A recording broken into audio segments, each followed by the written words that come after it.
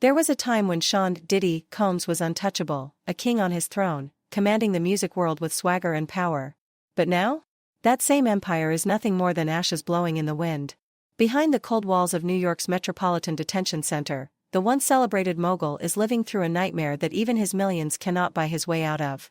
And the people closest to him, his own daughters, are reportedly living in fear, their hearts shattered, watching the man they once called a hero unravel piece by piece. Since that fateful arrest in March 2024, when Homeland Security stormed his Los Angeles and Miami homes and dragged him out of his luxury, Diddy's world has been spiraling downward. He was caught trying to flee aboard his private jet, a moment that instantly became tabloid history. And when the judge denied his bail weeks later, it was clear, the fall had officially begun. What followed was a courtroom circus, explosive testimonies, celebrity cameos, and headlines that refused to die. The whole world watched the spectacle, but what they did not see was what was happening behind those bars. Inside prison, the chaos turned darker. Reports whisper that Diddy was assaulted multiple times by inmates. Some say he suffered a nervous breakdown over Christmas, crying, begging the guards to take him to a hospital, only to be denied. He apparently found a way to calm himself down through meditation, something he now clings to daily like a lifeline. But sources claim he has been placed on mental watch more than once. For a man who once ruled the charts, now stripped of control, isolation is the cruelest punishment of all. At first, they kept him protected. But the real horror began when he was thrown into general population, a jungle where fame is both a curse and a target. Inmates serving life sentences see him as a golden ticket. An attack on a celebrity means instant status. Insiders say Diddy sleeps with one eye open, terrified of being sent to an even tougher facility.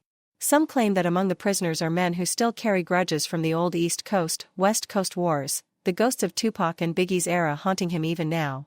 Retribution, they call it. Justice, they say. Outside those walls, his daughters, especially the twins, are reportedly breaking down. They have reached out to family friends, begging for help. In their eyes, their father is not a superstar anymore. He is a man on the edge, alone, and possibly running out of time. They have tried sending messages through his lawyers, but the legal team is laser-focused on appealing the case, arguing that the judge overstepped, that the verdict was flawed, that everything involving Diddy was consensual. Yet no legal document can rewrite the reality of a man serving 50 months in one of America's hardest prisons. And the trouble does not end there. Outside the courtroom, a new wave of lawsuits keeps crashing down, ex-bodyguards, former friends, and alleged victims, all surfacing from the shadows with horrifying stories that stretch back decades. One accuser even claimed Diddy recorded the assault, and that Jennifer Lopez allegedly knew but chose silence. Another lawsuit accuses him of threatening witnesses, a dangerous game that might now be catching up to him. The question that keeps surfacing, who can he still trust? The betrayal does not stop at the cell door.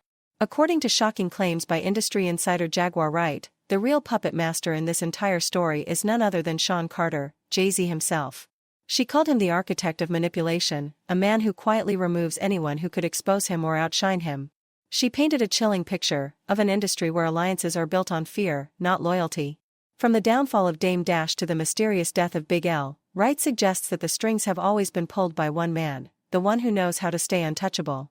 And then came her most haunting statement: Diddy is just the industry's new monster, the one they choose to burn so the rest can stay clean. It is the same pattern, she claimed. R. Kelly once carried the industry's sins, now Diddy is the scapegoat, the offering to the gods of media outrage. And behind the curtain? The same smiling faces, the same silent power players who never get touched. Wright claimed the alliance between Jay-Z and Diddy has shattered, turning from partnership to paranoia. What was once a shared throne has become a war zone of betrayal, fear, and survival. The empire that once ruled hip-hop is eating itself alive. And if Wright's claims are true, then what we are watching is not just a man's downfall, it is an entire kingdom collapsing under the weight of its own secrets. Because in this story, no one is innocent. Not the stars. Not the witnesses. And maybe, not even the truth. While the world argued about rumors, one man, Gene, decided to focus on something far more dangerous: the evidence. He was not whispering conspiracy, he was pointing to receipts. In a recent interview that sent chills through social media, Gene claimed that once Cassie's lawsuit detonated in public, federal prosecutors had already begun to move behind the scenes. The dominoes, he said, were already falling, and Diddy was just the first to drop. He's not the only one who's in danger, Gene warned, his voice heavy with the kind of certainty that silences a room. Anyone who was on those tapes, they can be called in, questioned, flipped. Then came the line that made even his interviewer pause. "If you were ever caught on camera," Gene said, "they will make you talk. And they will make it worth your while, immunity, protection, whatever it takes. They do not need everyone. They just need one." Those words hit like a thunderclap, because fear makes people talk faster than guilt ever does. But Gene was not speculating. He claimed that this is not new information. According to him, years ago, Diddy himself admitted portions of it under oath. Hidden deep inside old depositions and sealed files, those statements were quietly forgotten, until now. As those documents start resurfacing, the puzzle pieces are beginning to form a picture nobody in the industry wants to see. And then came the most horrifying revelation of all. During the federal raids on Diddy's mansions in Los Angeles, Miami, and New York, investigators reportedly discovered over 250 hidden cameras. 250. If even a fraction of those contain the kinds of recordings insiders have whispered about for decades, the fallout will be nuclear. These tapes could expose not just Diddy's sins, but the entire inner machinery of power, manipulation, and blackmail that has fueled an industry built on silence.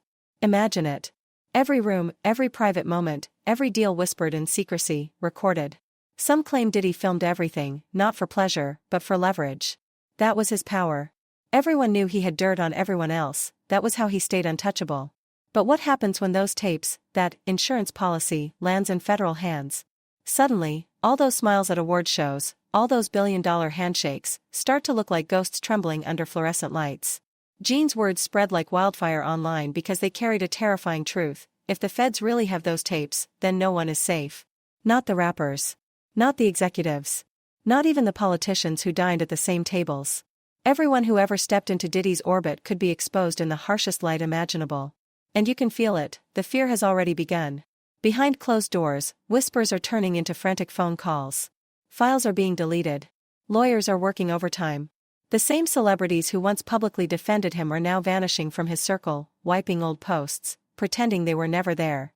Because when a kingdom collapses, it does not fall quietly, it drags everyone down with it. This is not just another celebrity scandal.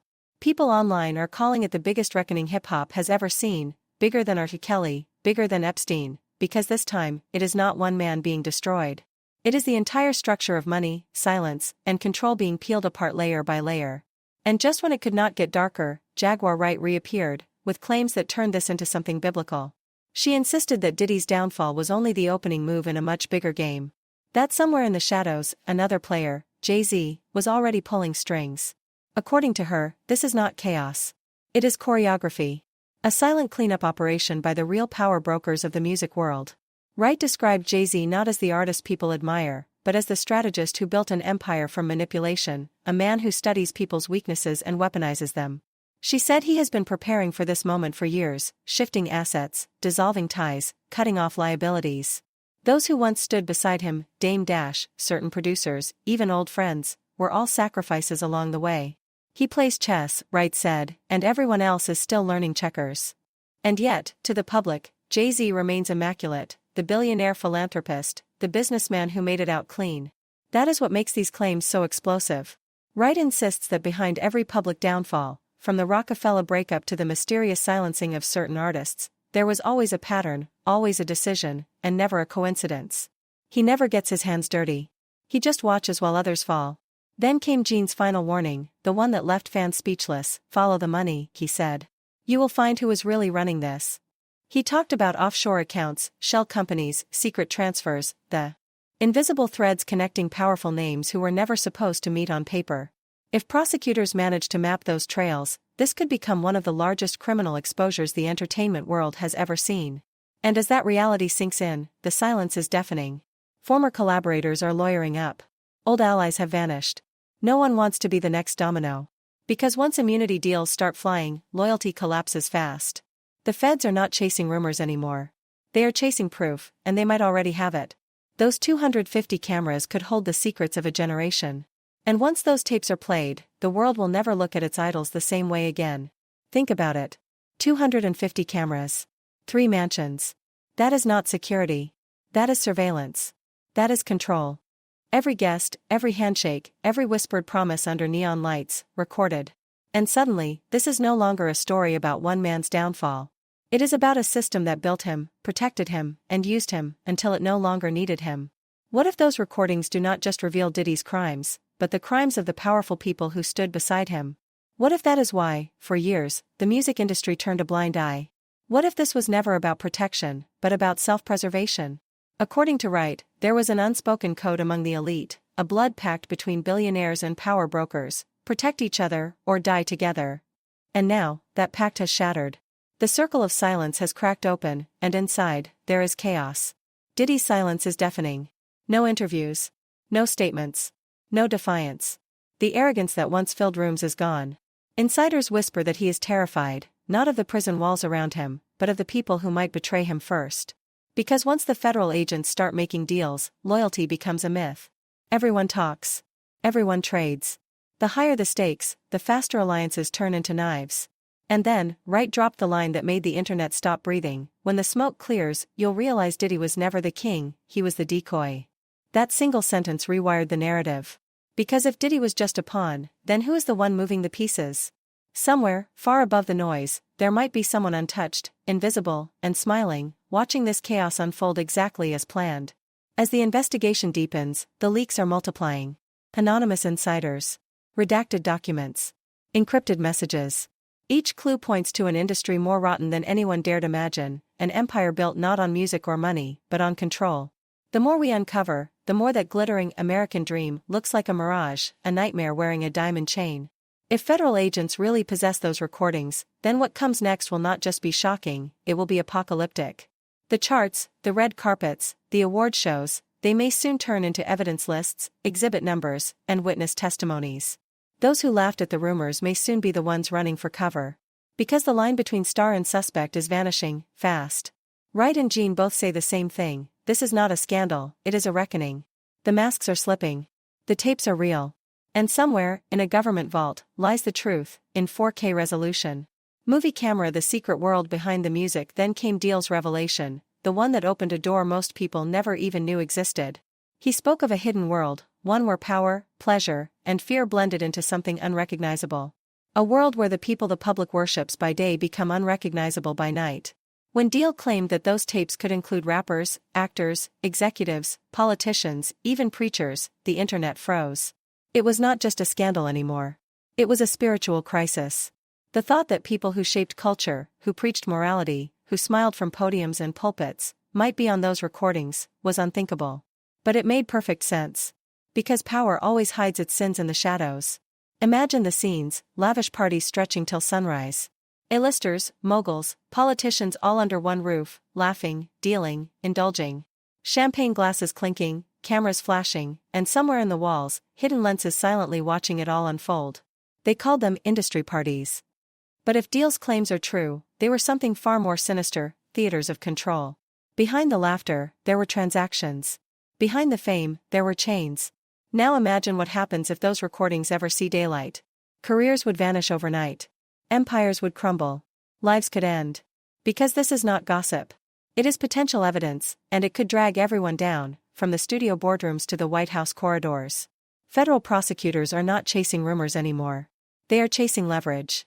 And if even a fraction of those tapes involve underage individuals, forced acts, or trafficking, this story explodes beyond entertainment. It becomes federal, political, and existential.